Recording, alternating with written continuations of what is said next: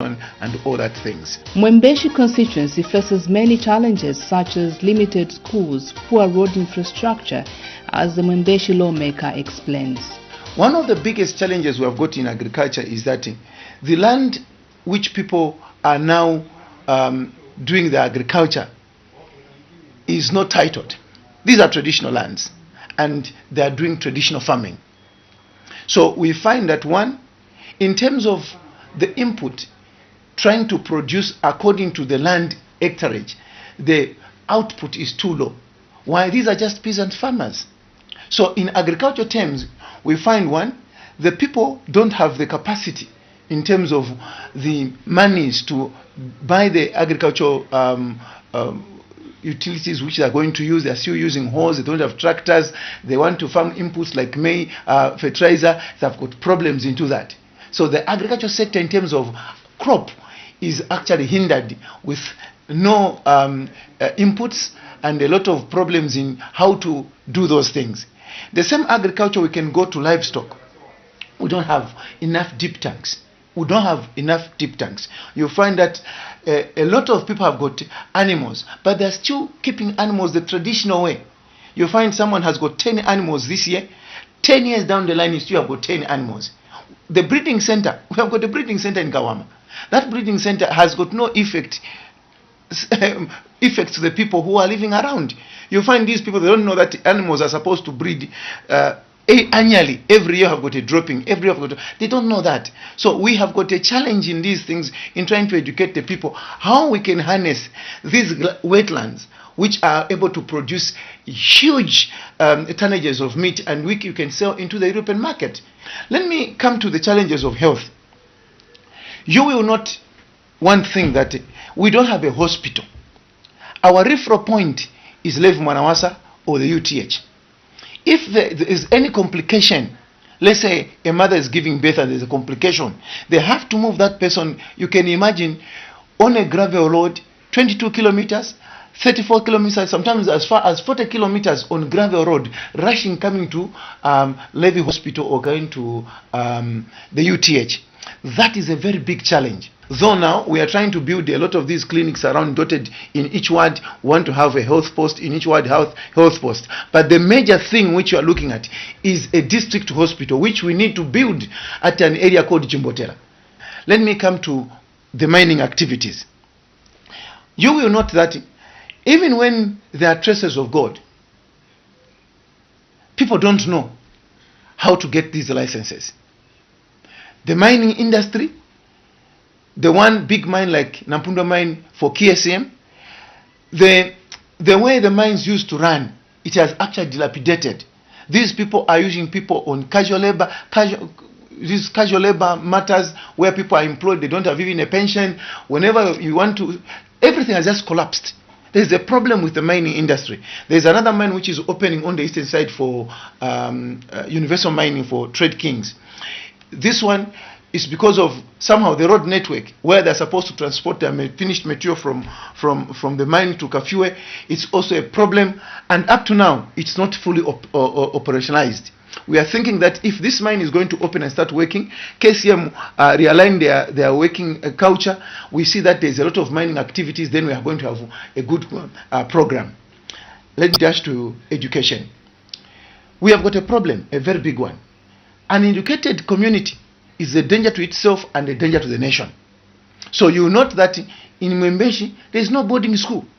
Many children, let's say the girl child, they move from their communities, they go and squat in the compounds, like Nampundo area, they squat in the community. These are living alone as though they are adults, going into to attend school. And then in the wrong land, you find these children are becoming pregnant. Because how do they survive? Where do they get the food? The people who are sponsoring them into these secondary schools, they are peasant farmers, don't have a lot of money. And people take advantage on these girls because they want to eat. There's a lot of effects. There's early marriages.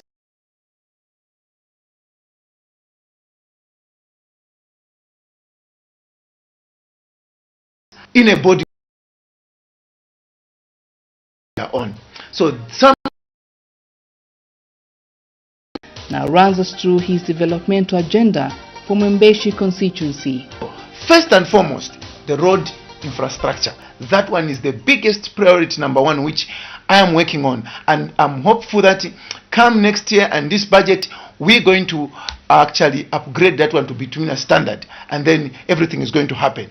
The second one, developmental agenda, is we want to build a secondary school. The Good Neighbor have helped us in Mugulaigwa. They are building a boarding school there. We want to put our hands together with them. Using the CDF money, we envisage to spend about 12 million in building boarding houses at Mugulaigwa Secondary School. So if we can put boarding houses there, which can cater about 1,200 boys and also 1,200 girls, that boarding school is going to be a state of the art in the country. Not only that one, we are coming to Shibunji because the constituency is divided into two, the western part and the eastern part. On the western part, we are looking at Mukulaigwa to build the boarding schools, the boarding houses there, so that the school can actually accommodate the numbers which I've said. The same with at Shibunji. The World Bank is giving us a secondary school there. They have already started building it. The other critical issue which we are trying to target is to do a district hospital. I'm not talking about a mini hospital. We're talking about a district hospital at Chimbotela. If we build this next year, we build these boarding houses, assuming that all the ones are going to agree to what we are trying to sell them, because this is a sold idea, because according to CDF, the idea is supposed to come from the grassroots coming up. So, but the grassroots, we must also give them highlight that if we do this, it is going to benefit us. Their vision is my vision. So let's finish our vision. This vision of trying to open road, hospital, and secondary schools. These things, let us see them built. And they working together with me. Their vision, if we work together, we are going to make sure that at least we score. By the end of 2026, these things done, then we are home and run. We want to live a better way.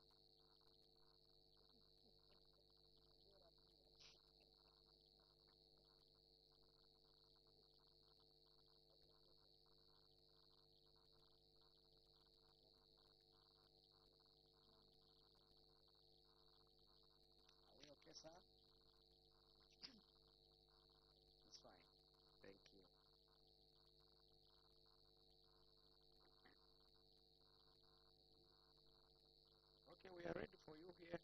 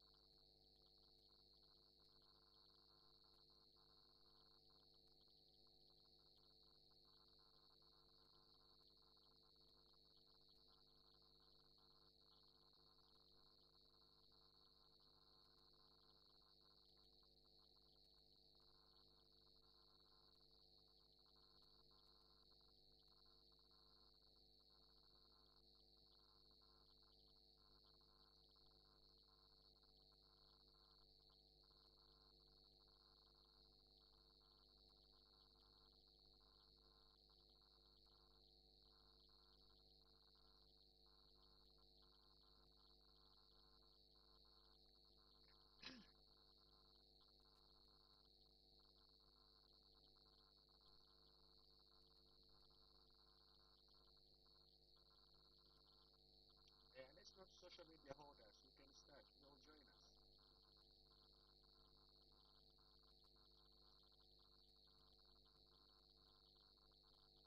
Otherwise, you rush us into committees. So let's just get started.